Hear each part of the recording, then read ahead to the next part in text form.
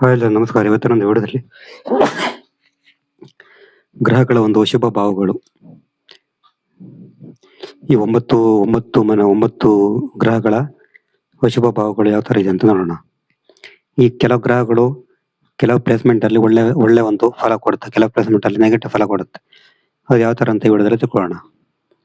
ಉದಾಹರಣೆಗೆ ಇದು ಲಗ್ನ ಅಂತ ತಿಳ್ಕೊಳ್ಳೋಣ. ಇವತ್ತು ಲಗ್ನ ಅಂದ್ರೆ ಒಂದೇ ಮನೆ.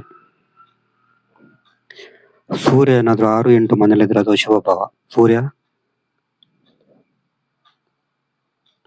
6, 8, 12 ಮನೇಲಿದ್ರೆ ಅದು ಅಶುಭ ಸ್ಥಾನ ಸೂರ್ಯನಿಗೆ.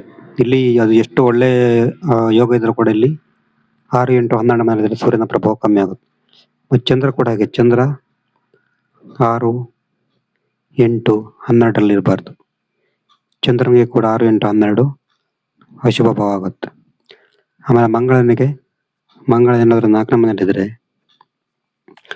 ಮಂಗಳ ಏನಾದ್ರು 7ನೇ ಮನೇಲಿದ್ರೆ, ಮಂಗಳ 8ನೇ ಮನೇಲಿದ್ರೆ, ಮಂಗಳ 12ನೇ ಮನೇಲಿದ್ರೆ ಇದು ಕೂಡ ಮಂಗಳನಿಗೆ ಅಶುಭ ಸ್ಥಾನ. ಇಲ್ಲಿ ಮಂಗಳ ಇದ್ದಾಗ ನಿಮಗೆ ಅಶುಭ ಒಂದು ಫಲ ಸಿಗತ್ತೆ. ಬುಧ ಏನಾದ್ರು 6ನೇ ಮನೇಲಿದ್ರೆ, ಬುಧ 8ನೇ ಮನೇಲಿದ್ರೆ, ಆಮೇಲೆ ಬುಧ 12ನೇ ಮನೇಲಿದ್ರೆ ಇದು ಕೂಡ ನಿಮ್ಗೆ ಅಶುಭ ಫಲ ಕೊಡುತ್ತೆ.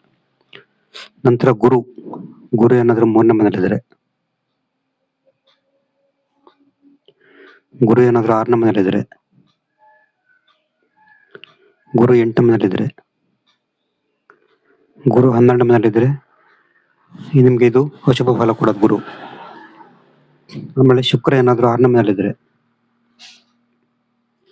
ಶುಕ್ರ 8ನೇ ಮನೇಲಿದ್ರೆ, ಶುಕ್ರ 12ನೇ ಮನೇಲಿದ್ರೆ ಇದು ಕೂಡ ಅಶುಭ ಭಾವಗಳು ಶುಕ್ರನಿಗೆ. ಆಮೇಲೆ ಶನಿ 4ನೇ ಮನೇಲಿ ಇರಬಾರದು. 4ನೇ ಮನೇಲಿ ಇದ್ರೆ ಶನಿ ಅಶುಭ ಭಾವ. ಆಮೇಲೆ 1ನೇ ಮನೇಲಿ ಇರಬಾರದು ಶನಿ. ಆಮೇಲೆ 8ನೇ ಮನೇಲಿ ಶನಿ ಇದ್ರೆ ಅಶುಭ ಸ್ಥಾನ. 12ನೇ ಮನೇಲಿ ಶನಿ ಇದ್ರೆ ಕೂಡ ಅಶುಭ ಸ್ಥಾನ. ಆಮೇಲೆ ರಾಹು ಏನಾದ್ರು 5ನೇ ಮನೇಲಿ ಇದ್ರೆ ಅಶುಭ ಸ್ಥಾನ ರಾಹುವಿಗೆ. ರಾಹು 7ನೇ ಮನೇಲಿದ್ರೆ ಅದು ಅಶುಭ ಸ್ಥಾನ ಆಗುತ್ತೆ. ರಾಹು 8ನೇ ಮನೇಲಿದ್ರೆ ಅದು ಅಶುಭ ಸ್ಥಾನ. ರಾಹು 9ನೇ ಮನೇಲಿದ್ರೆ, 9ನೇ ಮನೇಲಿ ಕೂಡ ಅದು ಅಶುಭ ಸ್ಥಾನ ಆಗುತ್ತೆ. ಆಮೇಲೆ ಕೇತು ಲಗ್ನದಲ್ಲಿದ್ರೆ ಅದು ಅಶುಭ ಆಗುತ್ತೆ. ಕೇತು 2ನೇ ಮನೇಲಿದ್ರೆ ಅಶುಭ ಸ್ಥಾನ. ಕೇತು 7ನೇ ಮನೇಲಿದ್ರೆ ಕೂಡ ಅಶುಭ ಸ್ಥಾನ.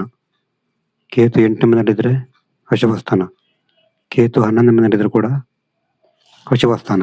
ಇದು ಪ್ರತಿಯೊಂದು ಗ್ರಹಗಳ ಒಂದು ಅಶುಭ ಸ್ಥಾನ ಆಗುತ್ತೆ. ನಿಮಗೆ ಜಾತಕ ವಿಶ್ಲೇಷಣೆ ಮಾಡಬೇಕಾದ್ರೆ ನನ್ನ ವಾಟ್ಸ್ಆಪ್ ಸಂಖ್ಯೆ 70 906 37 934. ಈ ನಂಬರಿಗೆ ವಾಟ್ಸ್ಆಪ್ ಮಾಡ್ತಾ ನಿಮಗೆ ಜಾತಕ ಬಗ್ಗೆ ತಿಳಿಸ್ಕೊಂಡು ಅಷ್ಟೇ. ನಮಸ್ಕಾರ.